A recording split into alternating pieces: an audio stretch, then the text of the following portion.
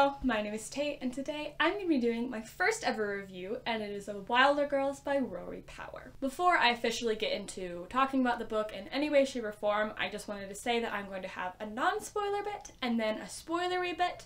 So if you want to stay around just for the non-spoiler bit and then click off if you haven't read the book yet, it's totally fine with me. Yeah, just wanted to let you know, so let's get into it. This takes place on this island with an all-girls boarding school called Raxter, and this school has been quarantined for the past year and a half or so because of this disease called the tox, which has gotten out on the island as it infected all the plants, has infected the animals, and is also now infecting all of the girls. The tox is not your typical disease that we would see in our normal world.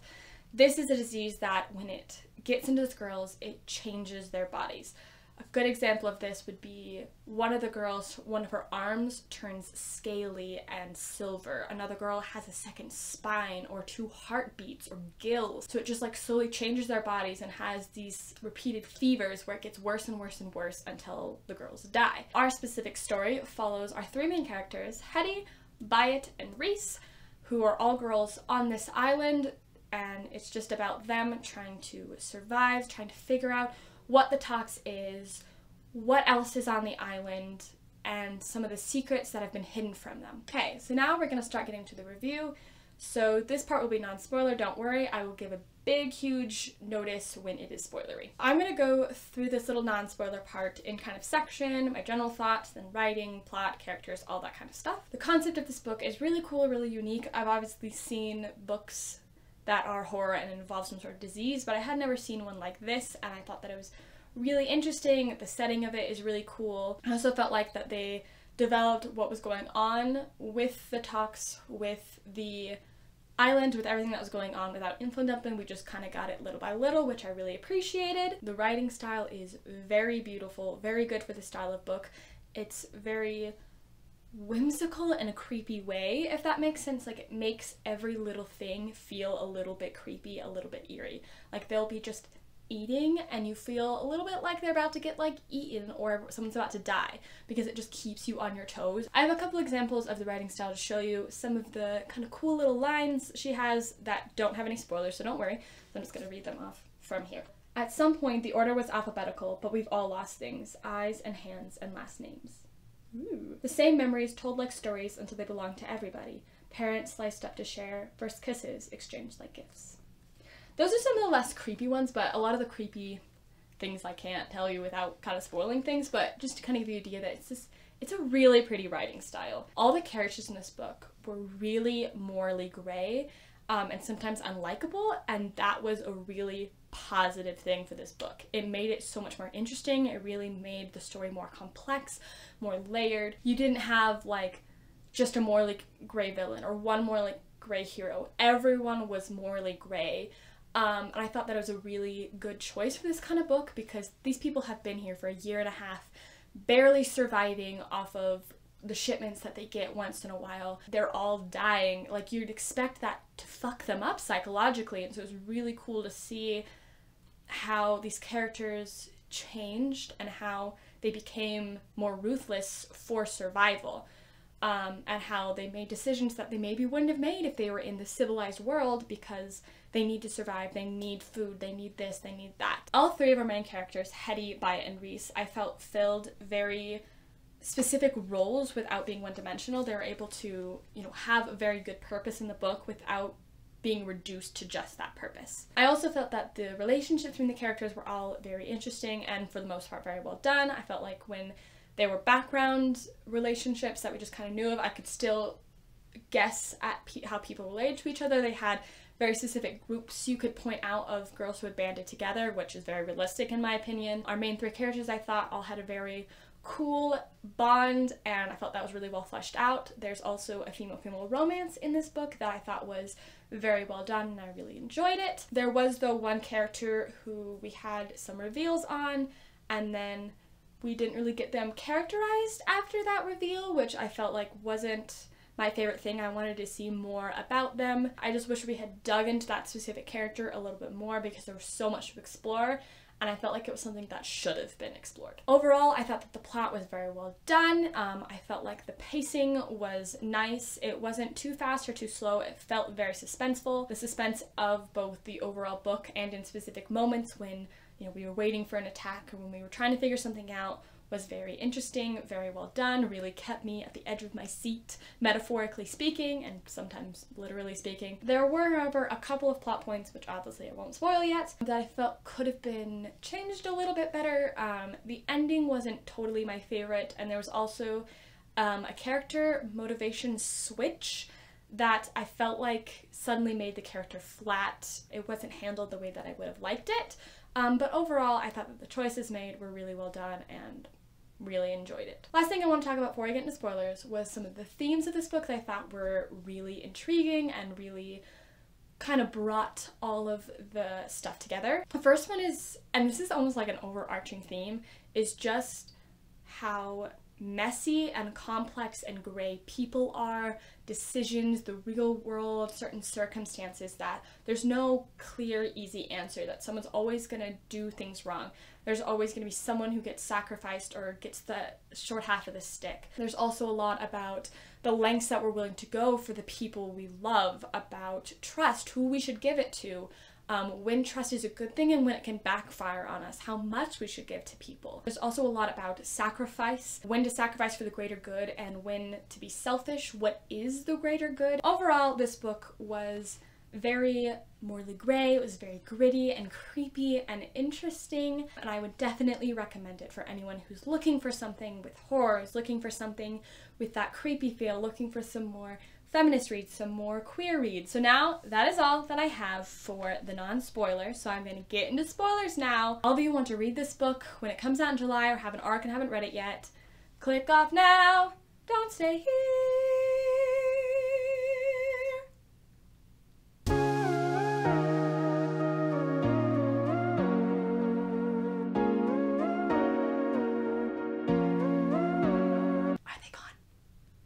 I'm gonna go basically in the style, again, of like writing, plot, characters, foreshadowing, things like that. First one I talk about is writing examples. The writing is one of the parts of this book that I felt like had basically no flaws. I have like 8,000 examples, and obviously I can't tell them all to you, but I'm gonna just pick some to read. It's the scene where Hetty and Reese have gone out to go try to find Byatt, and they instead find Reese's dad, and Hetty whispers, "I'm sorry," to Reese, and this is what immediately follows. "Because it's his face and it's his body, but I don't think anything else is left. His skin is bleached and pulling, his mouth sprouting roots, branches burrowing in ears and under fingernails and slinking down his arms, and unblinking, eyes still his, pupils blown wide as he watches us." Oh, it's so creepy, it's so good. There's another thing that, like, when Byatt is in, like, getting tested on, and she's kind of out of it, being drugged, the tox is taking over her style of speaking is so interesting, and there's so many points where she just has like breaks that she's just kind of, her mind isn't all the way there. A good example is this quote, which says, "Raxter, don't forget Raxter. It will be like sea glass. I will bend down, I will look into the rippled surface of it, I will see myself suspended inside, I will know exactly where I am. I will cradle it in my palms until it dries, until the edges have worn off, until it has stopped being beautiful. Roaring, a rush, it is coming. I will keep it anyway." There's no punctuation with it. I just think it's like a really cool, you can just see like how that her mind is not totally there, how she has this like stream of consciousness, just thoughts are just going everywhere. And the last one I'm gonna do is just so creepy. I just think it's so, oh, I just love it. This is from chapter 15, from when Byatt, she's kissed Teddy and he's gotten the tox, and he is getting worse and they've locked him into this room together. And then we get this part. "It is the strips from my hospital gown that do it. They are long, and he knots them together, making them longer. Smiling. His mouth open, something starting to move behind his teeth. Shadowed, delicate, and there, a vine crawling from inside him to curl around his lip, like this kind that slink across the fence at Raxter, like the kind that drape from tree to tree. His hands tying a rope like they aren't his anymore. And more vines, another and another, branching and winding in a black tangle, blood leaking from his mouth, from his ears, reaching for me like they're looking for a new home. I start to know what the rope is for. But I don't do anything. I sit so my legs are tucked under me. I watch the tox go to work. On his knees. a rope into a noose. His eyes never close. His grip never changes. He's pulling right until the end.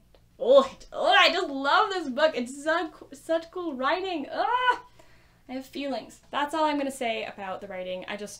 I really liked it, and I wanted to share a couple examples that I can't share when it's non-spoilery, because obviously some of those I have a lot of spoilers. The next thing that I'm going to talk about is stuff with foreshadowing and plot twists and how that was handled. I thought that overall these were really well done. There's a lot of good foreshadowing, both the kind where you see something and you don't know what it's about and you're trying to figure out what that means, and moments that you don't realize until later were waiting to reveal something. The first good example of this is the stuff with them dumping the food, which is kind of like a two-part, because you get the twist that they're dumping the food, and then you also get the twist that they were going to try to test the girls and kind of make the girls' experiments with the food. A quote that I found in there when I was looking back through my notes I thought was so intriguing, because I had marked it, but I just thought that it was supposed to be like, oh look, a new twist, but it was also ended up being foreshadowing for the fact that Welch was also trying to protect them. And this is when Hetty's asking, why are we dumping all this food off the side? And this is what Welch says. She says, some of the food is off. They send a lot, but only maybe half of it's unspoiled. All sorts of bad things in there. And at the time you think it means like that, like it's expired or something, but really what she's saying, at least like in her heart, is that there are chemicals in there. There are things in there that are going to hurt the girls and be experimented on them, so we can't eat them. There's also obviously the huge twist with where they were sending the sick girls and everything with the testing, and there was definitely a lot of good foreshadowing kind of peppered throughout in here that I thought was really good. We first had that point where Hetty goes out with them on their first mission to go get the food, and when they're coming back she finds the cooler with the potential Rex 009, and she also sees that it's in a handwriting I almost know, foreshadowing the fact that it is someone she knows who's been writing this, who's been doing this. Then there's also when she's talking to Headmistress, wanting to go see Byatt, go make sure that she's okay. Headmistress obviously says no, and then we have this exchange where it says, and in the meantime she's lucky to have you looking for her. It runs through me like a current. Looking for her? Like she's missing, like she's gone. And I heard Headmistress right, I know I did. For a moment her expression freezes, and then she smiles, strain showing through. This one's obviously a more pointed foreshadowing, but it doesn't tell you what's happening, you just know why she's saying looking for her. And then you get to the point in chapter 6, I believe, where Hetty goes up to go try to find Byatt on her own and figure out what's going on, and then there's the whole part where she's hiding, and then she hears Welch on the walkie-talkie, which she hasn't heard for like a year and a half or something like that, and they talk about like confirming a receipt, and Hetty's trying to figure out what it's for. Like, you know something up, but you don't know what it is, and it makes you want to keep reading, which I thought this book did so well, that even when it gives you things, it gives you just enough for you to bite on, and then it drags you along. And then you get a lot more confirmation of this when obviously Byatt wakes up and she's in the testing area, and even now you're still like, what the fuck is going on? Then you see Byatt getting her blood taken, and it's put in a cooler just like the one that Hyatt found that also says potential Rex, and she can't see the rest of it, but we can assume that it's going to say Rex 009 or Rex 010, and even the pill that she got that said Rex 009. The nice thing about this one is that like they never had to outright say, this is what they're taking and this is what this pill is for. Like, you could figure it out by reading it. I feel like that's a much more rewarding way of reading books, because then you feel like you've earned it and you feel like you figured it out rather than them like throwing it at you. The last twist I'm going to talk about is the one that I had more of a problem with, and this was Headmistress's betrayal. It definitely was a twist, and I wasn't expecting it coming.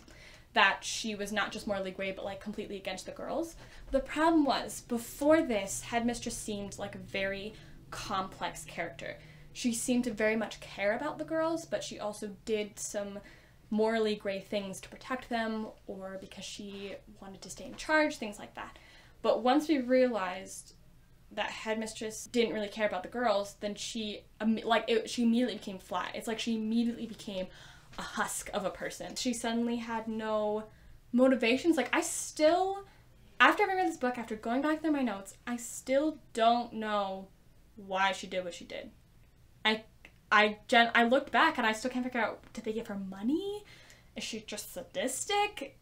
Was she trying to get scientific like improvement? Did she just go along with it? I still can't figure it out. And I just felt like that was really poorly handled. The next section is one that'll probably take up a bit of time, and that is the characters and the relationships between those characters. This was a section that was really important to me that I talked about in depth, because this may be a book that is on surface level about horror, about survival, about gray morality and stuff like that. But I think at its core, this book is about people. It's about how messy people are, how complex we are, the relationships between us, how those bonds can break us and can save us, the lengths we'll go to for other people, and how we can change and grow or fall apart when we're put into extraordinary circumstances. The first character I'm going to talk about is probably our most main character, and that is Hetty. She is such a longing character. She's so desperate for love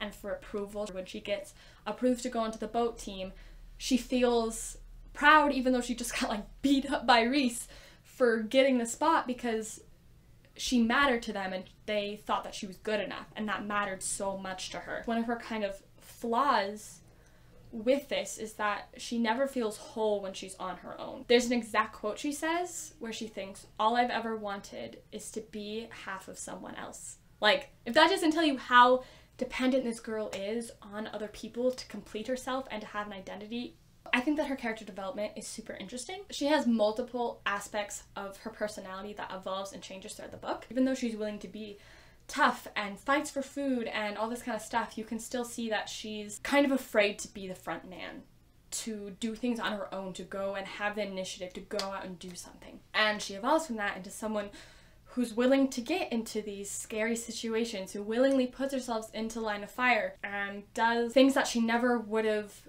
done before, whether because it was too scary or because it was something that she found morally wrong, and all of it is in the name of saving a friend. And it just kind of shows that even though like she obviously is her own person as a character, so much of her is through other people. So much of her personality, even as she changes, she does it for other people. She just had so much character development, and some of it was positive character development, but a lot of it was negative, and I thought that was really interesting because we can't always expect characters in these kind of situations where you're fighting for survival, even our heroes, even our main characters, to only grow positively and only become better people. The last thing I want to talk about with Hetty is guilt. Because let me tell you, this girl's got some guilt. A lot of that guilt circles around Byatt, feeling like she can't protect Byatt, and what she's done in order to save Byatt, to look for Byatt, to protect Byatt. The thing that's interesting about Hetty's guilt, though, is that she doesn't feel guilty for every single morally gray thing she's done. For example, she feels guilty that she went out and snuck out to get Byatt and unintentionally ended up letting that bear inside that ended up killing a bunch of people. Versus with Reese, when she had to kill Reese's dad in order to protect them, she didn't feel guilty about it, even seeing how much it hurt Reese, obviously, and how upset Reese was, she didn't feel guilty about it. And this is what I've decided. When Hetty does an action that has unintended consequences, she feels guilty for that. But with Reese, her purpose was to kill Reese's dad to protect them. It was an action that she did what she expected it to do, even if it was a bad thing. But since she had a justification for that thing she did, she doesn't feel guilty for it. Because she says, I was doing it to protect you. She wasn't letting in a bear to protect Byatt. That was an unintended consequence, so she feels guilty about it. Versus, I meant to kill him because we had to stay alive. I don't know if that makes total sense or even if it like matters, but I just found it really interesting with her characterization. That guilt is so important to her characterization, but also that it's pretty selective. I don't want that to come across as like her like feeling bad about it, but not still feeling horrible about what happens. She definitely has a lot of guilt that she carries around all the time and talks about it. And even in a specific instance when, I'll read the exact quote, but this is when the bear is coming and they're all running back inside and she trips or falls or something and the bear's coming at her. And this is what she says. When I look up, it's coming for me, bone glistening, mouth open and wet. A calm settles over me. All I have is my knife tucked in my vest, not good for much in a fight like this, but I can buy the other's time. I'm the one who let it in. I'll die keeping it out. She gets this a little bit of a complex near the end that, like, I did wrong, so I have to fix it. She has, what was that? She has just a lot of responsibility, not just to buy it, but to fix what she's done wrong. Does that make sense? I don't know. I just think she's a really interesting character. She was done really, really well. Next, we have Reese, who I want to be my girlfriend. That's all I have to say. I think one of the biggest personality traits that Reese has that really affects everything about her and about her relationship with others is emotional self-defense. This girl knows how to lock people out, how to shut herself down, how to be on her own even when she's around other people. Some of this I think is definitely a coping mechanism to deal with having the talks, to deal with losing her father, to deal with everything like that, but I also think some of it is just how she looks at things. There's a point where she's talking to Hetty, I think, and she opens up a little bit about something that had happened. And Hetty said, you could have told me, you could have told me about this. And her response is, some things don't belong to other people. Some things are just mine. And I thought that was a really, like, cool thing that, like, yes, you could open it up, but some things Reese doesn't want to share. Some things aren't for other people to know about.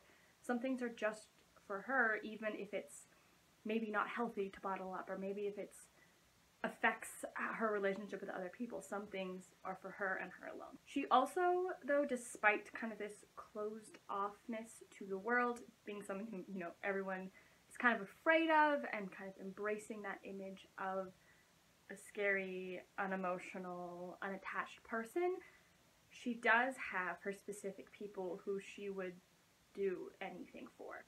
A little bit it is with Byatt, but Byatt and her kind of have a different relationship, I guess, but especially with her dad and with Hetty, that she would do so much for those people, go outside of her bounds, but for most people, she wouldn't open up. She wouldn't do all these things because she's not like that. She's just got very Slytherin vibes, okay? She's a big Slytherin. The really interesting thing with her characterization, with her caring both about her dad and about Hetty so dearly, is it makes it so much more interesting to see how she functions and how she works when those two are pitted against each other. When it's her dad versus Hetty, and Hetty has to kill her dad, and she has to now decide what to do. And with that also brings her own sort of guilt. When Hetty's trying to convince Reese to go out with her to try to find Byatt, she says no, and he's like, why the fuck won't you go with me? And I think she says it best, so I'm just gonna read it. I wish I could, she says, not looking at me. I wish I could be like you, but I can't go looking for her if I couldn't go looking for him. I thought boat shift was the only way past the fence, but here you are ready to tear it down with your bare hands. She lets out a shaking breath, and then softly, why couldn't I do that for my dad? So you can see that, like, even though she cares so much about Hetty and would do so much for her, Hetty's fierce, unending need to go protect Byatt and, like, the length she's willing to go makes Reese realize that she has more boundaries, and it makes her feel guilty because she thinks, well, do I really care about my dad as much as I thought I did if I'm not willing to go out and do these things Hetty did? And am I really allowed to go out and find Byatt if I wasn't willing to do everything to save my own father? I don't know. I just find it really interesting. Can you tell that I really like analyzing characters? Obviously, I'm going to talk about Byatt, but I'm going to wait a second to talk about Byatt because I feel like Byatt just needs her own section. And I'm just going to first talk about, like, the relationships between Hetty and Reese, and then Hetty and Byatt, and then we can get into Byatt. So, organization. Hetty and Reese definitely have the relationship that I think that grows the most, because they start off as being, like, friends and important to each other, but also so far away from each other, and then obviously growing to trust each other more, and then, getting feelings and expressing feelings for each other, and then also having some loss of trust, but still, lots of growth, lots of stuff. If you're watching this, you've either read it or you're a dumbass and I can't explain everything. Just kidding, I'm not a dumbass, I love you. I mean, you can see really early on that Hetty has feelings for Reese. In one of the first chapters, she talks about when Reese came in and basically vaguely said that she was queer, and she was like, oh my god, I'm gay. But also you can see even in that moment how far apart they are, because she says that Reese is too far, that she's always been too far. She's just a wish. I think that's a really good explanation of their relationship at the beginning, is that they are so close physically and they would do a lot of each other, like they are in a little group. I don't like you doing this with my hands. But emotionally, they're so far apart. They just don't quite line up because they don't understand each other. They don't communicate. And then we have chapter 6. Chapter 6 basically just shows a good example of like dumbass queers. I don't know if they're lesbians, I'm just gonna say queer. Because Reese literally says, I like Bait, okay, but I don't want to be with her the way I want to be with you. And then Hetty's like, what does that mean? I'm like, I mean, she wants to kiss you, you idiot. And then Reese is like, no, I don't want us to be friends. And then Hetty takes it like she doesn't like me and wants us to stay away from each other. Ugh! We're so stupid. Like, girl, she wants to make out with you. Why is it this hard? But then, of course, we get the nice scene where she's helping her to shoot with her other hand since Reese can't use her claw hand, and you get the whole moment of her like helping adjust her and then touching her neck, and I was like, oh lordy lord. Also, if you watch The 100, this is kind of off topic, if you watch The 100, the day trip episode where Bellamy's helping Clark and he like just touches her shoulder and then he gets shook, this was literally that but queer. And like, I had feelings. I still have feelings. I have all of the feelings. Oh, that whole scene, I remember the scene afterwards, like, they were just so soft. Like, you could tell, like, that once they understood each other, once they bridged that stupid gap of not communicating, it just exploded. That suddenly they understood how much they care for each other, and they were able to get soft and sweet and kiss or hold each other or just be more openly vulnerable with each other, and it made me so happy. I love queers who communicate. We love that. There's one moment where Reese like hooks her fingers through Hetty's belt loops and kind of like pulls it, like holds her against her, and then Hetty thinks something like, how could I have never noticed it? That warmth in her eyes for me and me only. And I was like, ugh. It just made me remember that I'm single and I want a girlfriend. Such a problem. And then we get into the kind of harder part of the relationship, because for a little bit we get this little bubble of them just being pure and liking each other, but then shit happens. I mean, because first of all, there is the loss of trust after Reese's dad dies. Like, obviously Reese gets that, like, they were gonna die, but like, she's still allowed to be hurt. I think there's an exact line in there that says, we don't get to choose what hurts us. Like, it doesn't matter if logically she gets that they had to kill her dad in order to stay alive. Her heart doesn't care about that. Her dad died. And so that kind of brought about a loss of trust between her and Hetty, because Hetty wasn't willing to accept that Reese was still going to be mad at her and still be so torn up about it. She's like, I had to do it. And Reese is like, what? Yeah, but it was my fucking dad. But it was also interesting that even through that pain, it's not like Reese just stopped caring about Hetty. She still was looking out for her, still wanting her to be okay. She was still in Hetty's corner. She just couldn't be quite as close as before. She couldn't have the same level of vulnerability and closeness as they had a few chapters before, or whatever it was. And you can even see that, like, even when it's near the end and all the shit's happening with, you know, the bears getting inside and all of that, and when all of that, like, when Reese still hasn't had enough time to really properly forgive Hetty, she still is not gonna let Hetty lay down and let the bear thing eat her. She's like, she grabs her and she pulls her along, because, you know, even if she can't forgive, like, she has her loyalties and she's not gonna let this go. The other thing with their relationship, which kind of shows a little bit of, like, the unhealthiness of their relationship, is Reese's complete devotion to do things for Hetty. On the surface, this doesn't seem that bad. Like, oh cool, she'd do anything to protect her. Like, you know, she's devoted to her. But, like, when you're in a horror story, that can get bad. And also, you know, it honestly creates some trust issues with them, because Hetty's doing everything for Byatt, and she thinks that Reese is doing everything also for Byatt. But when she realizes that Reese doesn't care as much about the actual situation as Hetty does, and is doing it just because Hetty asked her to, that creates some issues, because Hetty wants Reese to be doing it for the same reasons as her, but Reese is doing it because Hetty wants her to. There's a specific line where, like, when Reese is saying, like, I don't know if we should go find Baya. I don't know if she wants to be found. I don't think she's the same girl that you think she is. We'll get to later. That Hetty's like, well, why are you doing it then? And you can see in her eyes, for you, Hetty. And then, at the end, when she reveals that there's a way to get off the island, and then Hetty's like, well, why didn't you tell anyone before? And she's like, well, this and that and that. And then Hetty's like, well, what about now? And she literally just shrugs and says, you asked me to. Like, she would literally do anything for Hetty, which in a way is very loving and sweet, but as I talked about, like, with the themes, like, you can do horrible things for people you love. And speaking of doing horrible things for the people you love, let's talk about Hetty and Byatt. This relationship is in a lot of ways the core of the story, because everything happens in some way or another because of Hetty's relationship to Byatt, besides, like, kissing Reese and that kind of thing. Like, basically everything she does is for Byatt.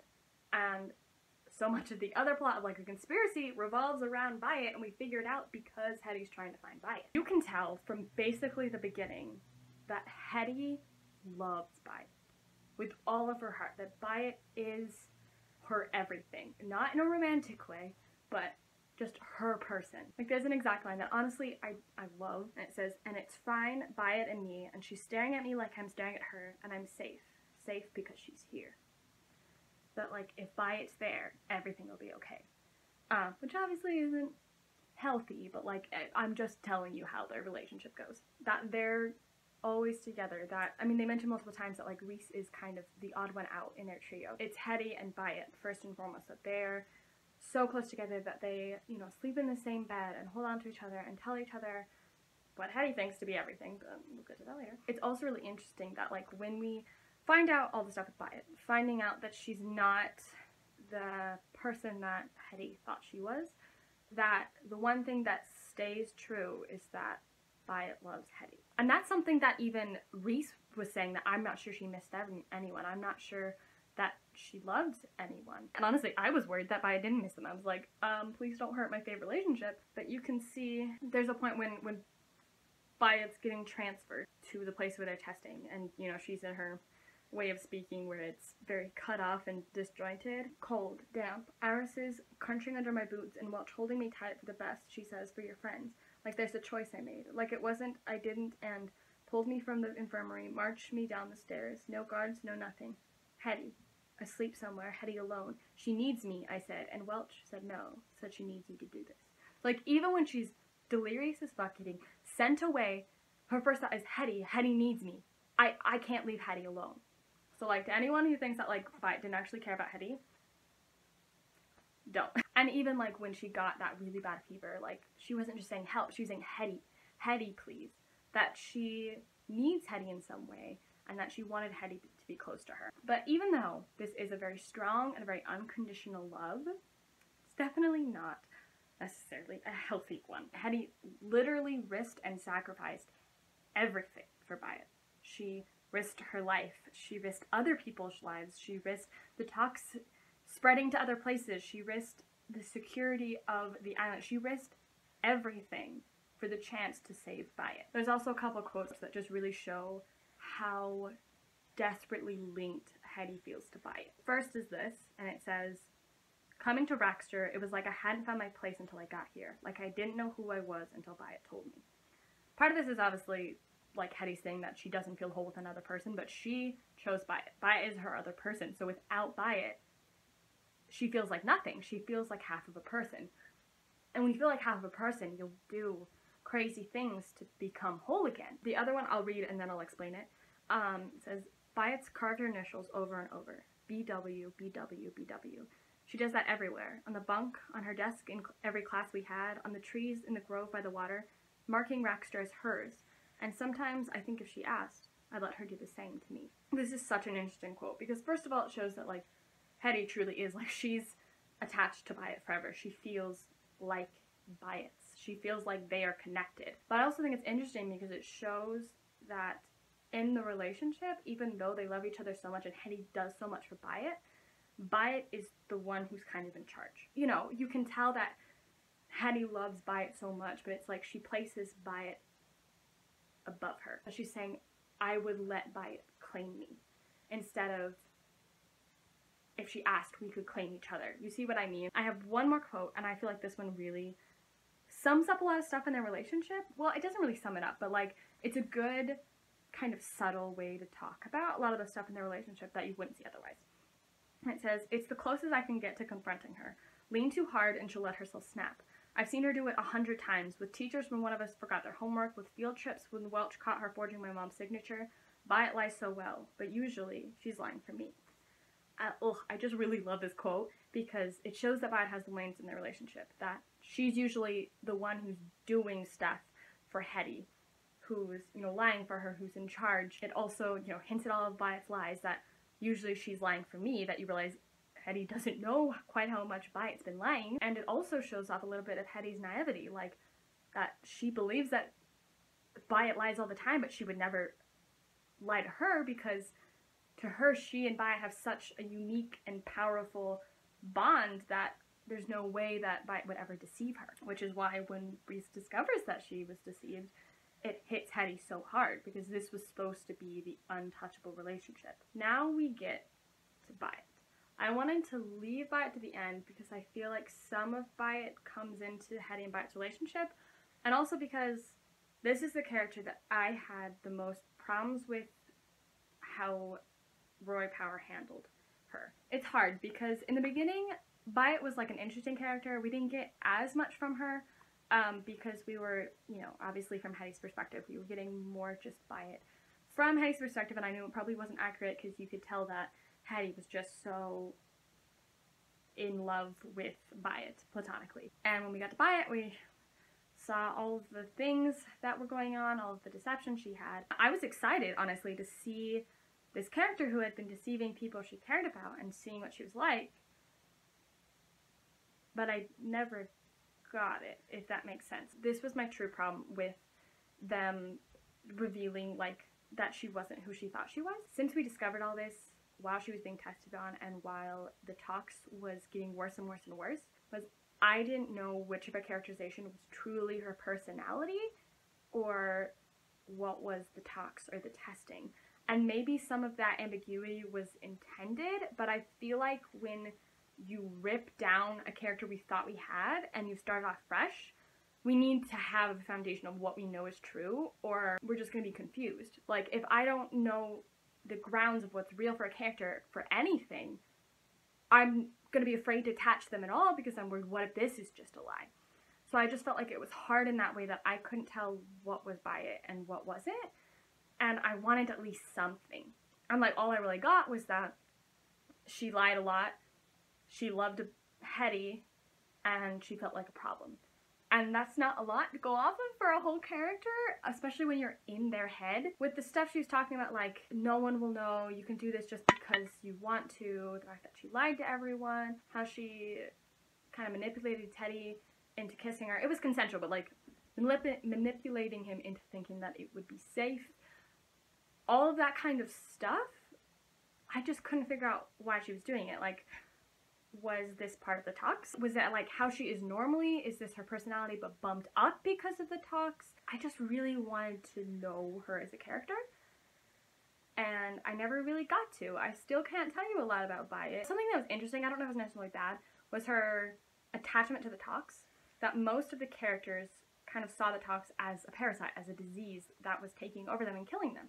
But you can see as Byatt is in the testing getting worse that she's attached to the tox, that when they're trying to test on her, she feels like this is a part of her and they're trying to take it away. And that was one instance of like not knowing that I was okay with, because I couldn't tell if that was like her liking having that like power, because she mentioned like that moment right before a fever where she felt powerful and she felt like she had her teeth bared and that she just had raw energy that she liked. She felt that they were taking away this part of her.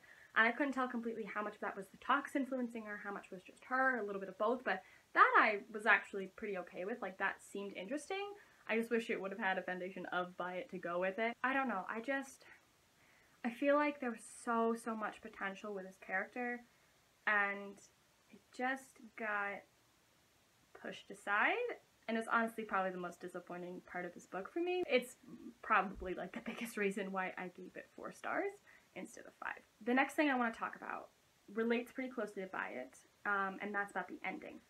Because this is the other plot point that I'm really, really mixed about. I'm torn because I can't decide if I didn't like the ending because I'm just someone who loves things getting tied up more, or if it genuinely should have been tied up more, if we should have got more information. Honestly, I think a little bit of the latter, but not necessarily because the ending was bad, but a lot of it was around Buy It. That I think I could have accepted them going and not knowing if they were going to survive, not knowing if people were going to be okay, if I had gotten closure with Buy It. But instead, we thought we knew a character, then suddenly we didn't know her, I still didn't know her, and then suddenly she was a husk. And all the characters that we didn't have, like, we no longer had a chance to even think that later on she could have characterization, and then the book was over. I just really feel to say that, like, this whole book was about Hetty finding Buy It, and then it was like, I mean, it wasn't for nothing, but like, I don't know, maybe it was supposed to be like a point of the book that the whole point was Hetty rescuing Buy It, and she couldn't really rescue Buy It the way she wanted to. But I don't know, it was just really unsatisfying to have a character that I was really hoping was going to get some development by the end of the book not really get developed, and instead like literally have all of her emotions and memories just sucked from her, and then we just ended.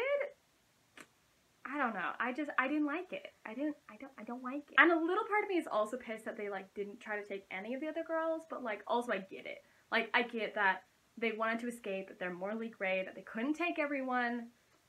I get it. I'm just a Hufflepuff watching a bunch of Slytherins and forced Slytherins running around with their heads chopped off. I'm just a tiny Hufflepuff and I'm not good at it. I know I'm dressed like a Slytherin, but I'm a baby Hufflepuff. What I will say about the ending is if they had tied up stuff with Buy, I did think that the ambiguity was really good, that we didn't see if everyone turned out well, you know, that we didn't see if Hetty was going to be okay, how things were going to go, and I thought there was a really gray ending for a very gray book, and I thought that was good in theory. Just wish that some things would have been handled differently. So yeah.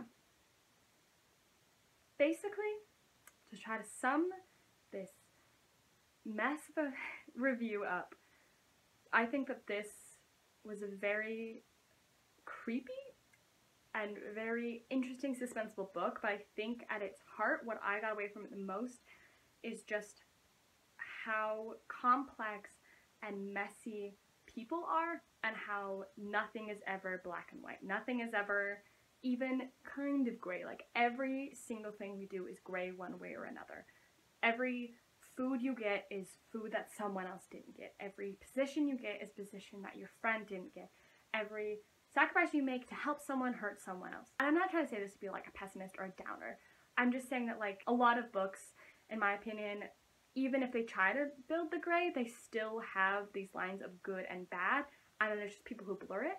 But I feel like this book just showed that everything is gray, and there might be a couple little people who really are doing wrong in our characters' eyes, or really are doing well in our characters' eyes, but that it's all subjective and messy and complex.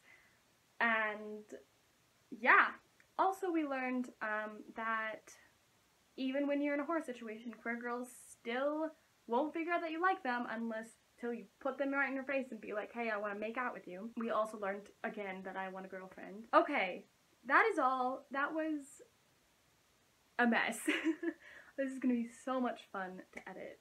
And I'm meaning that sarcastically. That made it sound like I was not being sarcastic. I'm being sarcastic. This is gonna be so much fun to edit. But I think this was such a fun book to read. This was a fun review to do because it's just really nice to like dig in and talk about all the specifics of how I feel, because I don't get to do that in wrap-ups so that I don't spoil you guys. I don't know if a lot of people are gonna watch the spoiler part, because I don't know how many people have read the book yet since it hasn't come out yet. But I hope that you pick it up when it comes out in July, or if you have an arc to read it early. You should also follow Rory Power on Twitter because they are a riot. I really like following them. They're really funny and also like very queer, and just love them. Feel free to leave any of your feelings about this book in the comments. If you're commenting something with spoilers, maybe like add something that says like spoilers at the beginning, so if anyone's commenting or looking through comments and they haven't read the book, they won't get spoiled for it. But yeah, thank you so much for watching. This was a wild ride. If you liked it, please click the like.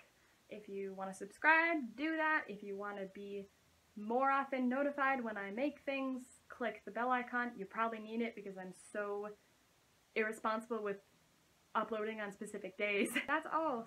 Stay queer and spooky, my friends. Thank you for watching. See you next time. Bye-bye!